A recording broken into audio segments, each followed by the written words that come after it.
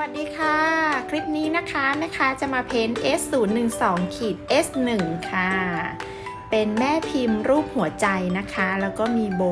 อยู่ด้านข้างค่ะแล้วก็มีโบเล็กๆอยู่ตรงกลางด้วยนะคะแม่พิมพ์นี้น่ารักมากๆเลยแนะนำอุปกรณ์หลักๆกันก่อนค่ะเริ่มต้นด้วยแม่พิมพ์นะคะน่ารักแบบนี้นะคะ S012-S1 ค่ะเป็นหัวใจนะคะแล้วก็มีโบค่ะแม่พิมพ์ CSM S012 นะคะ UV Resin Crystal Clear Fast ค่ะเครื่องอบนะคะ15 วัตต์ค่ะเป็นเครื่องอบ UV LED ค่ะอุปกรณ์ค่ะ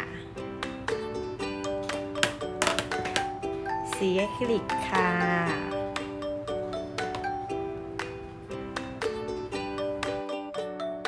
ผสมสีให้ครบแล้วก็เพ้นทีเดียวเลยก็จะมีสีน้ำเงินฟ้าตัวนี้นะคะเหลืองแล้วก็ชมพูแดงค่ะขาวค่ะน้ำเชคเกอร์ค่ะแล้วก็ปืนไฟค่ะเอาไว้ไล่ฟองอากาศนะคะ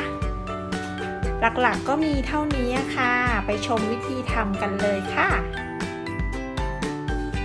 แม่ค้าหล่อด้วย Epoxy Resin นะคะแห้งเรียบร้อยแล้วมาแกะกันค่ะ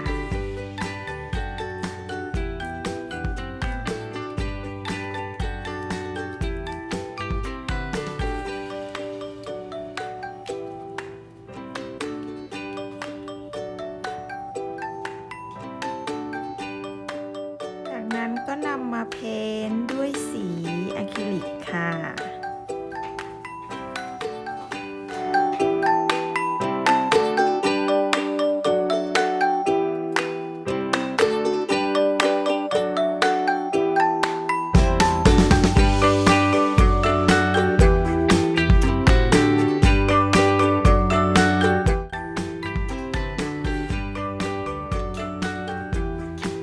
เหมือนเดิมเลยนะคะเพราะว่าบริเวณนี้จะมีผิวที่ด้านนะคะแล้วก็เป็นมีร่องสูงขึ้นมาเพื่อกั้นสีนะคะ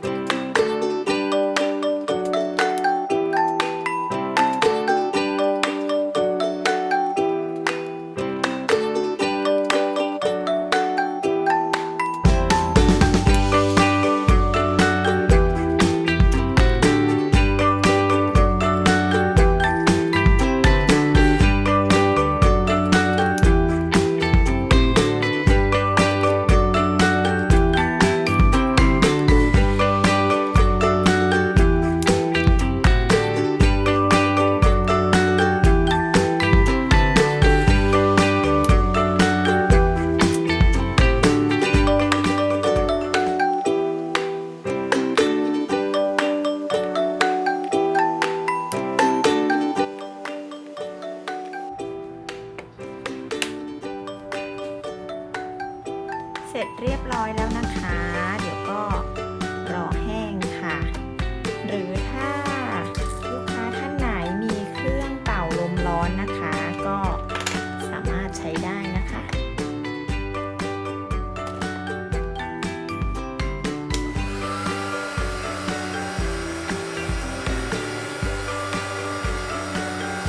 เพื่อช่วยให้สีแห้งเร็วขึ้นค่ะ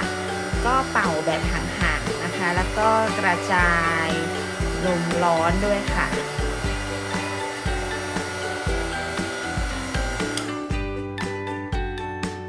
แห้งเรียบร้อยแล้วนะคะ เดี๋ยวมาเช็ดทำความสะอาด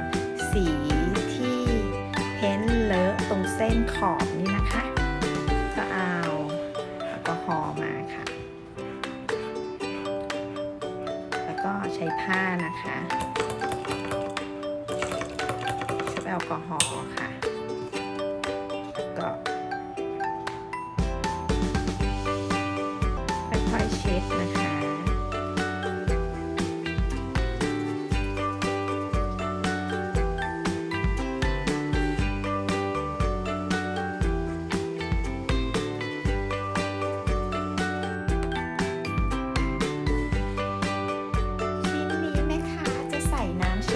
นะคะก็จะมาเจาะรูกันก่อนค่ะ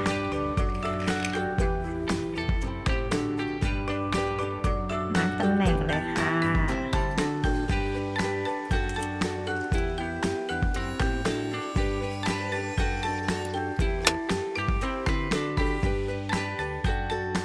ใส่ของด้านในค่ะ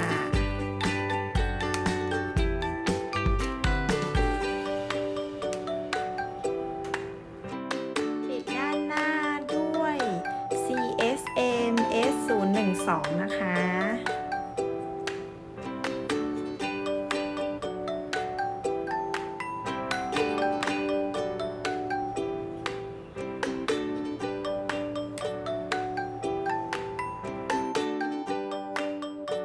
ใส่ UV เรซินลงไปค่ะ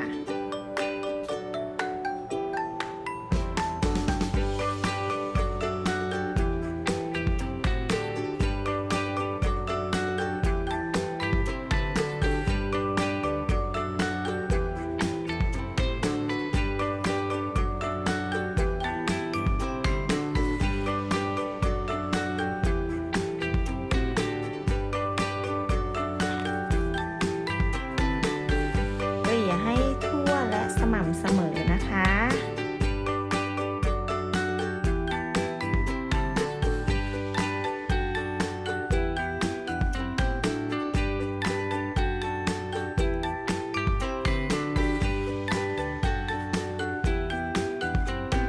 จากนั้นก็อบค่ะ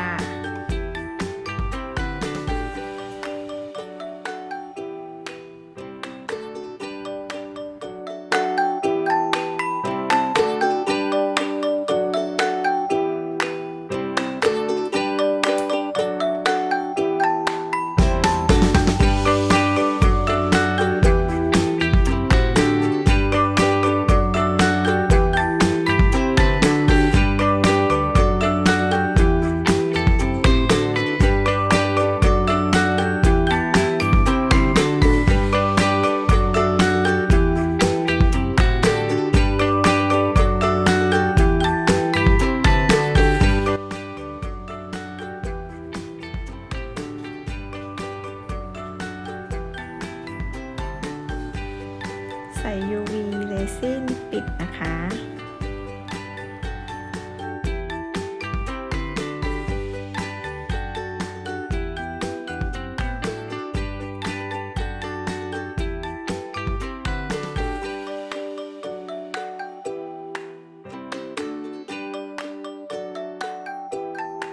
ติดสติกเกอร์ตัวอักษรกันค่ะ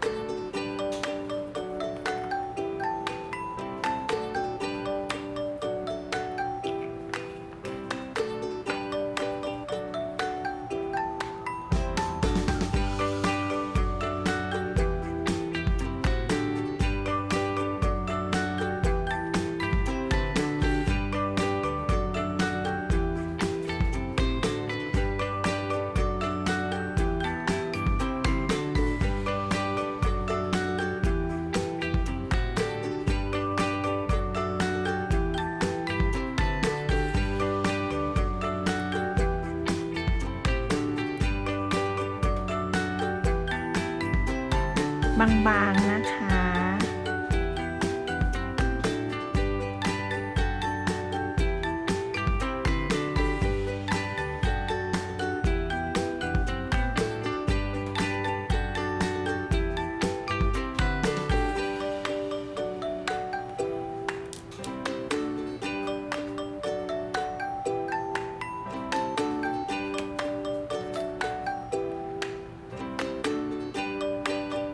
อุ้ย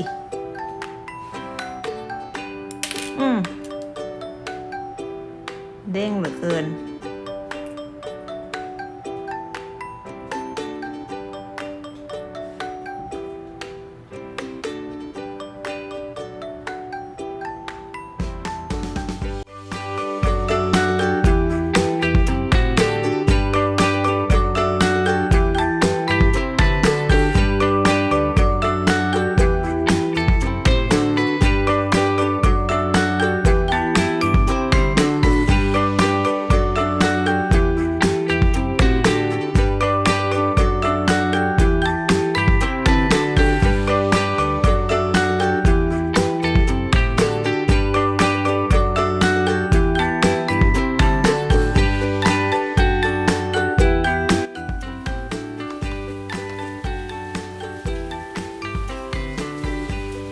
ความวิ้งแล้วนะคะต่อไปมาเคลือบค่ะ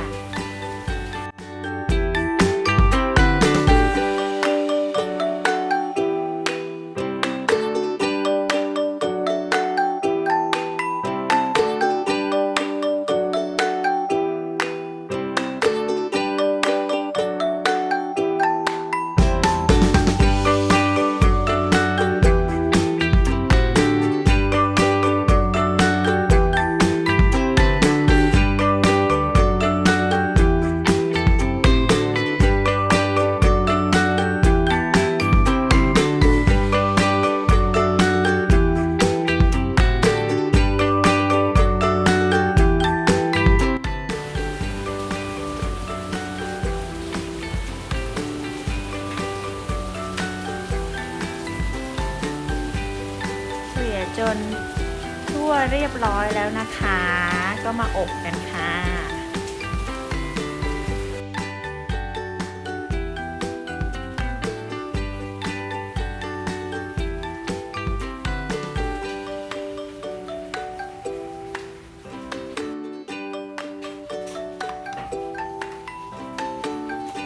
แห้งเรียบร้อยแล้วนะคะ